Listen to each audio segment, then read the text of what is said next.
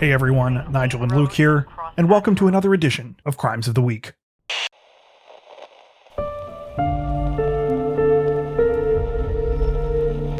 A deadly shooting spree in Illinois on Saturday has left at least 4 people dead and several others critically injured. According to reports, the incident began in Chicago shortly before 2 p.m. when 32-year-old Jason Nightingale entered a Southside parking garage and shot and killed a man sitting in his car. He then entered a nearby apartment building where he killed a security guard and critically wounded a 77-year-old woman. After holding up an acquaintance at gunpoint, he was able to obtain a vehicle, which he drove to a convenience store. Once there, he shot and killed a 20-year-old man and critically injured another elderly woman. During this time, it is believed he also shot a 15-year-old girl in the head who was riding in the car with her mother. The teenager is still in critical condition. The shooting spree continued in the city of Evanston just after 5:30 p.m., first inside a CVS drugstore and then in a nearby IHOP. At least one more person is believed to have died as a result of these shootings. Nightingale was confronted in the CVS parking lot shortly afterwards, where he was shot and killed by police. According to reports, Nightingale posted a series of bizarre videos to his Facebook page leading up to the shootings. In one, he appeared to dance to the Bee Gees song Stayin' Alive while laughing. A relative who was interviewed after the shooting said that Nightingale was, quote, fighting some demons.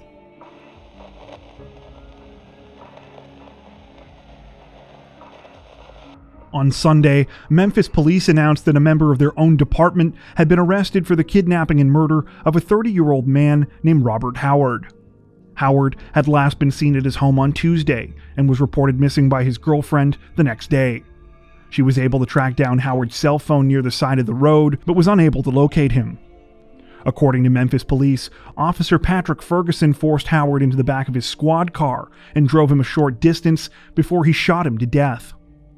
Internet searches for cleaning up crime scenes and destroying DNA evidence were found on Ferguson's phone, and it was also discovered that he had purchased several items meant to help him hide evidence. Shockingly, the crime took place while the officer was on duty. Ferguson has been charged with first-degree murder in perpetration of aggravated kidnapping, especially aggravated kidnapping, abuse of a corpse, and tampering with or fabricating evidence. A second man, 28-year-old Joshua Rogers, was also arrested in the case. Rogers allegedly helped Ferguson relocate the victim's body.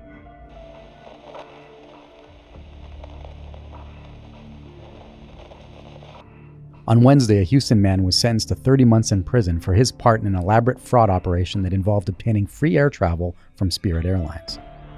According to reports, 32-year-old Hubbard Bell used his knowledge as an ex-employee of Mesa Airlines to pull off the scheme. The company gives its employees free tickets for Spirit Airlines flights as a perk. Bell and his accomplices perpetrated the fraud by selling stolen information from Mesa employees, as well as manufacturing fake employee identification badges, which would allow people to book free flights. The operation reportedly led to more than 1,900 free flights for people who were not Mesa employees.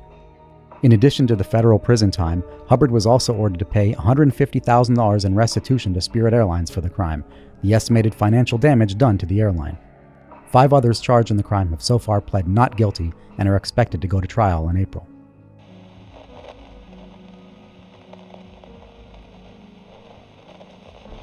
A bizarre case came out of Florida this week when 2 Polk County men were arrested for stealing human remains from a cemetery in Mount Dora. Lake County police say that 43-year-old Brian Tolentino and 39-year-old Juan Lopez have been charged with 4 counts of disturbing the contents of a grave and 4 counts of abuse of a dead human body. According to reports, the men raided 4 tombs at the Edgewood Cemetery in December, taking the human remains with them. 3 of the 4 graves allegedly belonged to deceased veterans. Making the incident even stranger, detectives say that they found evidence that rituals had been carried out in the tombs. DNA evidence left behind on several cigars found at the scene led police to Tolentino, who named Lopez as his accomplice. When police searched the men's homes, they found skulls, a hand, and several other larger bones.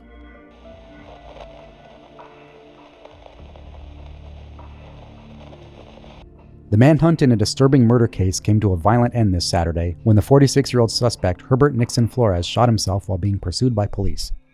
An FBI fugitive task force from Los Angeles had been trying to capture Flores since Wednesday, when he was caught on surveillance video murdering his ex-girlfriend in the neighborhood of Pycoma.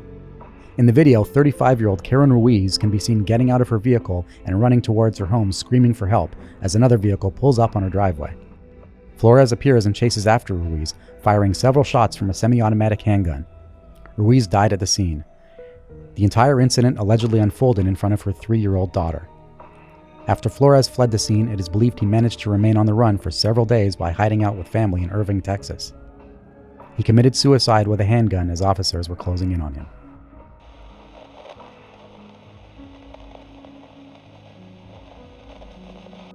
A woman in Texas was charged with aggravated robbery with a deadly weapon this week, following a bizarre incident in November where she allegedly stole a $10,000 bulldog from a Houston area pet shop. 21-year-old Roshana King reportedly snatched the dog from Bully Camp, a family-owned specialty pet store, before jumping into a vehicle with an unidentified driver. An employee who attempted to chase King ended up clinging to the hood of the vehicle for dear life after the driver tried to run her over. The driver then sped for more than a mile before pulling over and throwing the employee to the ground in the middle of traffic. As a bizarre final act, King and her accomplice allegedly stole the employee's necklace before taking off. King is now in police custody, and her bail has been set at $50,000.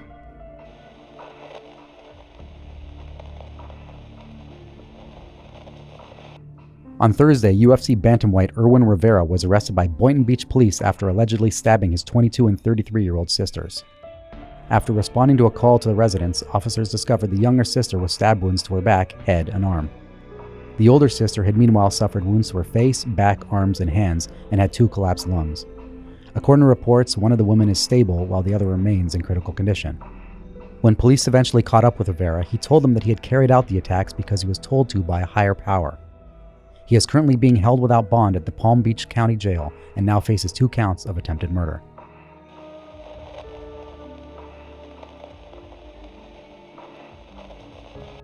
Last week, we brought you the story of a suspected homicide in Colorado, where human remains belonging to a single victim had been found in 2 large suitcases in southwest Denver. This week, it was reported that an arrest had been made in connection with the case, when police announced that 28-year-old Benjamin David Satterwaith had been taken into custody. Satterwaith now faces murder charges and is currently being held without bail. Police have not said what led them to the suspect, and the identity of the victim still remains a mystery at this time. That's it for this edition of Crimes of the Week. If you enjoyed our video, don't forget to like and subscribe to Crime Zone for more true crime content like this, making sure to hit the notification bell to stay up to date with our latest releases. Thank you for watching.